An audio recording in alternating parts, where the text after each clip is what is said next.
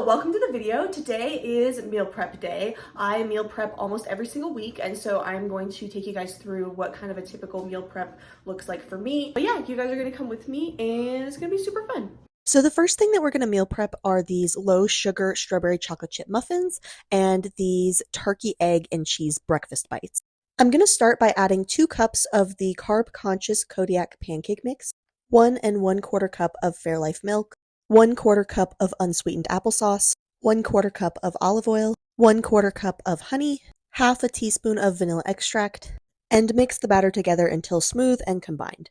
Once the batter is all smooth and combined, I'm going to add my freeze-dried strawberries. I've tried using fresh strawberries before and I just never feel like they bake into the muffins as well, so I choose freeze-dried. And then add 1/3 cup of 75% dark chocolate chips and mix that together. Throw in a couple extra chocolate chips because chocolate, and continue to mix. Once combined, portion the batter equally into 12 muffin tins and bake on 350 degrees for about 20 to 30 minutes. While those are in the oven, I'm going to prep my ground turkey for my turkey, egg, and cheese bites by seasoning it with garlic powder, onion powder, and fresh cracked black pepper. Cook the ground turkey thoroughly and drain any excess fat. Set the turkey off to the side to cool a little bit while we prep the rest of our batter. I'm going to add 4 eggs and whisk those together until smooth.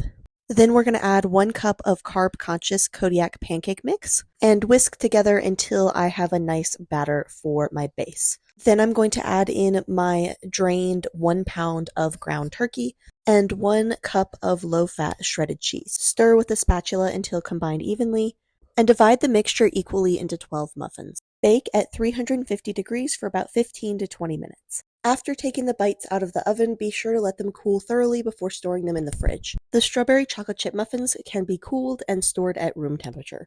These make a really good meal prep breakfast. I like that you have one sweet and one savory. They're easy to grab on the go if you're running late, and they can be eaten cold, or you can pop the turkey, egg, and cheese bite in the microwave for about a minute and it will heat up nicely. The next thing that we're going to meal prep is this buffalo chicken salad. Don't worry, I don't normally like chicken salad and I love this recipe. You can make this recipe easier by using rotisserie chicken, but I prefer to use organic chicken, so I'm going to start by cooking these chicken breasts in the oven. While those are in the oven, I'm going to get started prepping the rest of my ingredients, starting with some red onion. This is a recipe that's definitely a lot more just kind of go with what your heart tells you rather than a specific amount. So I'm going to prep a bunch of red onions and then I will add it to taste later. Once I'm done chopping up my red onions, I'm going to set them off to the side, and then I'm going to get started chopping up my green onions and just throw those in a bowl and set them off to the side as well. By the time I'm done with my vegetables, my chicken is done cooking in the oven, so I can take it out and chop that up and throw it in a bowl as well. I want to make sure that I chop it up into nice small pieces so that the texture of the chicken salad will be good. Again, this recipe doesn't really require specific measurements. You can kind of just go based off of your preference, but I like to add a lot of chicken so I can make sure I get a lot of protein throughout the week. Once I'm done cutting up my chicken, I just throw it into a large mixing bowl so I can start mixing up my chicken salad. I'm going to add a healthy amount of buffalo sauce. I prefer the Buffalo Wild Wings buffalo sauce, but feel free to use whichever brand you prefer. Then I'm just going to mix that up real quick to make sure that my chicken gets coated evenly. Add my red onions to the mixture and combine thoroughly before adding my green onions and stirring those in as well. Once you're finished, the chicken salad should look something like this. It can easily be stored in the refrigerator, and then I usually eat it with a side of vegetables and some wheat crackers. It makes a great lunch either for at home or taking with you. The last thing we're going to prep are these hamburger bowls. I'm going to start by chopping my potatoes into wedges. I'm using white baking potatoes, but you can use whatever type of potato you prefer. I will also sometimes use gold potatoes, but I just happen to have some extra white baking potatoes left over from last week, and so I wanted to use them up. As I'm chopping the potatoes into wedges, I'm trying to make sure that the wedges are all relatively even in size so that I can make sure that they all cook relatively evenly. If you have some pieces that are really, really big and some pieces that are really, really small, the little ones get burned and the big ones don't get cooked all of the way through. Once I'm done chopping the potatoes, I'm just going to throw those into a bowl and drizzle them with olive oil. and shake them up to make sure that all of the potato wedges get coated with oil evenly. Then I'm going to take my baking sheet and spray it with a little bit of cooking oil to make sure that the potatoes don't stick, and add my potatoes to the tray. Then I'm going to season my potatoes thoroughly with salt and pepper before roasting them in the oven on 375 degrees for about 30 minutes. While the potatoes are roasting, I'm going to cook my ground beef on the stove and then drain off any excess fat.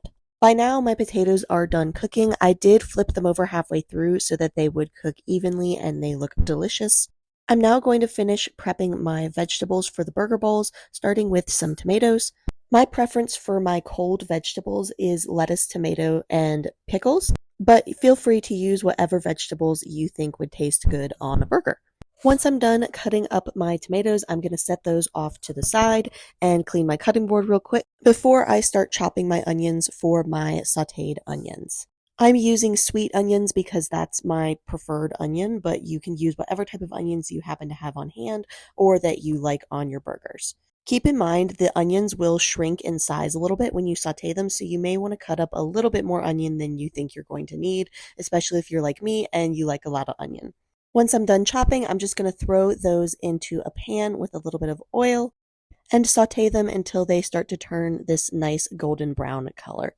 Keep in mind when storing this recipe in the refrigerator, if you want to pre-portion your servings ahead of time, you're going to want to section off your hot ingredients from your cold ingredients, meaning the ingredients that you want to keep cold, like the vegetables, you're going to want to store in one part, and the ingredients that you're going to want to reheat, like the meat and the potatoes, you're going to want to store in a different part. It just makes reheating way easier. Nobody wants to eat soggy lettuce. Or you can just store your ingredients separately in the fridge and then portion it out when you want to eat it, whatever your preference.